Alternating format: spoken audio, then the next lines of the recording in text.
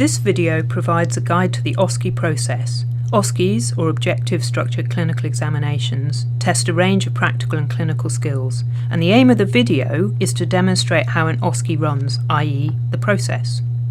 For that reason, the OSCE task in this video is to make a cheese and pickle sandwich, chosen so that the focus is on the OSCE process, not the skill or procedure being assessed.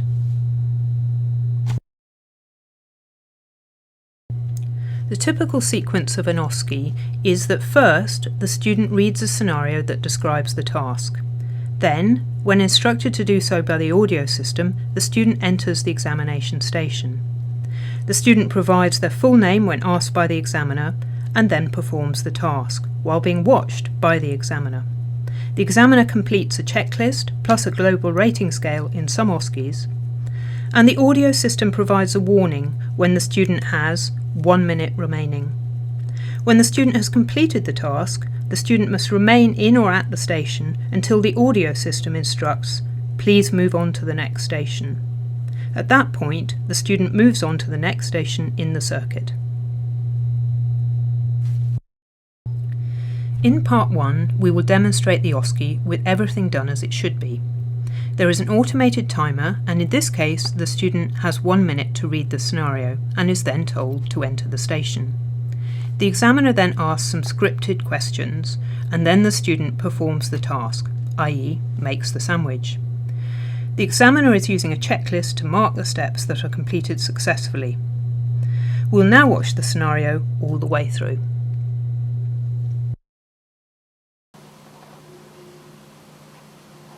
You have 1 minute to read the scenario.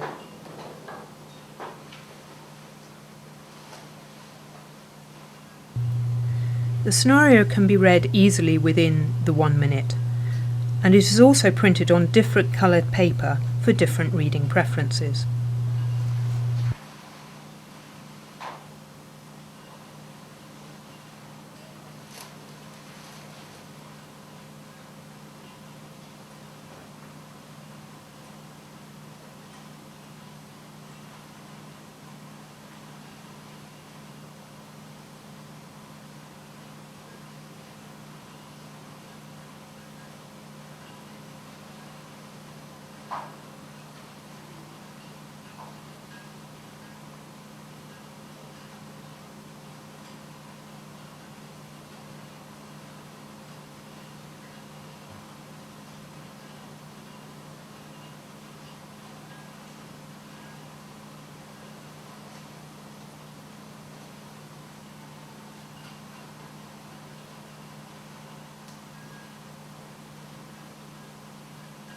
You have 5 minutes to complete the task. Please now enter the station and begin the task. Your name is? Peter Johnson.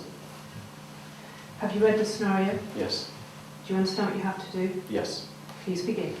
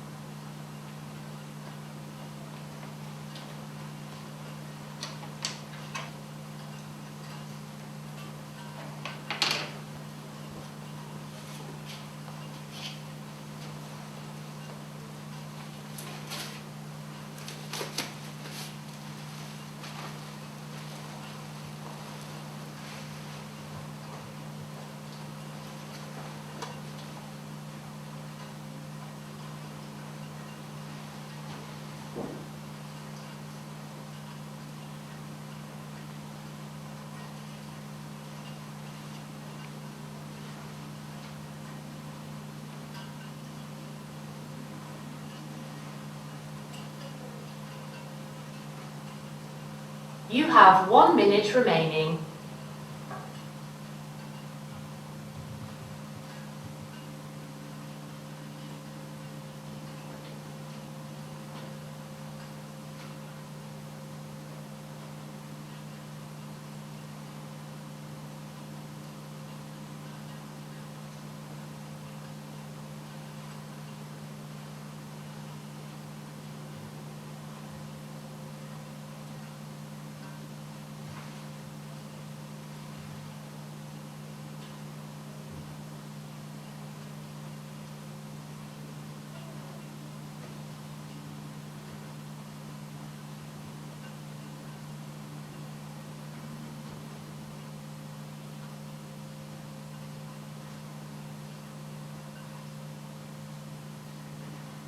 Please move on to the next station.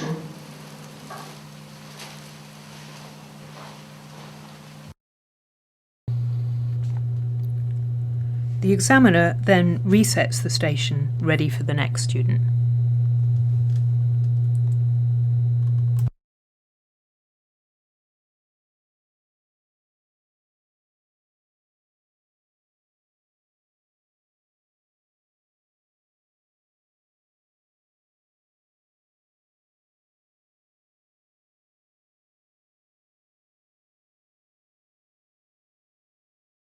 During the OSCE, the examiner has been completing the OSCE check sheet, at the start confirming the student's name and then entering a 1 or a 0 for each step if completed correctly or not, and at the end ticks one of the options on the global rating scale and may enter a comment in the comment box.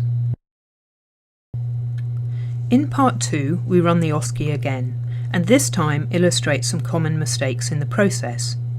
So the sandwich will still be made correctly, more or less, but we'll illustrate some mistakes that apply pretty much to any OSCE, and if forewarned, you can easily avoid these. You have 5 minutes to complete the task. Please now enter the station and begin the task. Your name is? Peter. Your full name is? Peter Johnson. Have you read the scenario? Yes. Do you understand what you have to do? Yes. Please begin. So we need students to give their full name because there could be several students called Peter in this circuit, and we need the surname as well in order to ensure that we have the correct student for the sheet. We encourage students to say their full name at the time, so it saves losing a few seconds while the examiner has to then ask them for their full name.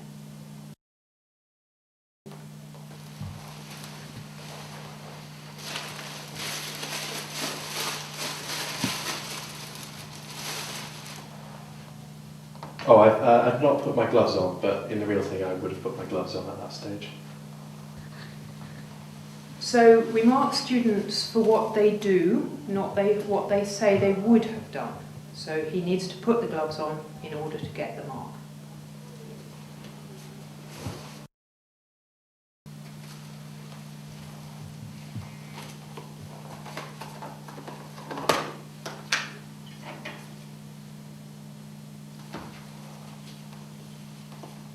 Am I doing this right? I'm sorry, I cannot comment. So if a student asks you whether they're doing it right or not, we have just a scripted response, sorry, I cannot comment, because you can't tell them during the OSCE whether they're doing a particular step correctly or not. Okay.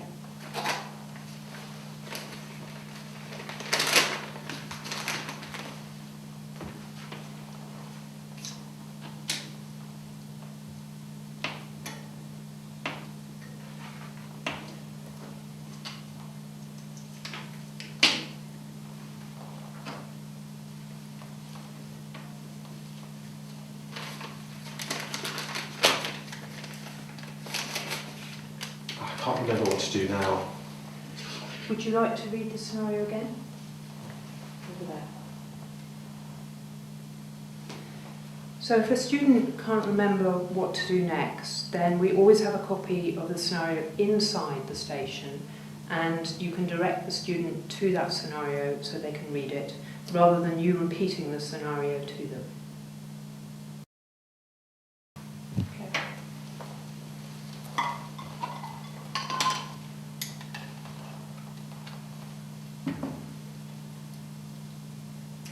Oh, I think I was meant to put the pickle on the other slice. Can I start again? You may start again, but please be aware you must finish this task in the time allowed. So a student can start the station again, but it is in this case, a 5-minute task. And if the student does start again, they run the risk of running out of time. So we have a scripted response if a student asks you if they can start again. Okay, just to finish, I'm just going to cut it in half. I'm sorry, you're not permitted to talk during the examination. Okay, so we don't allow students to talk during the examination. The reason for that is what they need to be doing is demonstrating what they do, not just describing what they do. And actually it's easier for them if they do just concentrate on doing rather than talking. Okay.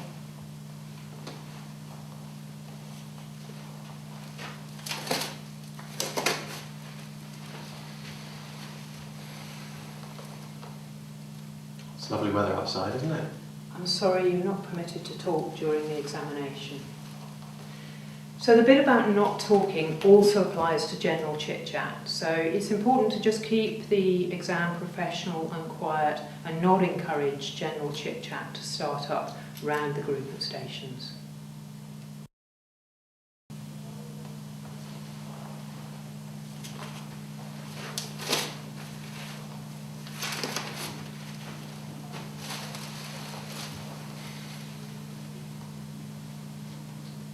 You have 1 minute remaining.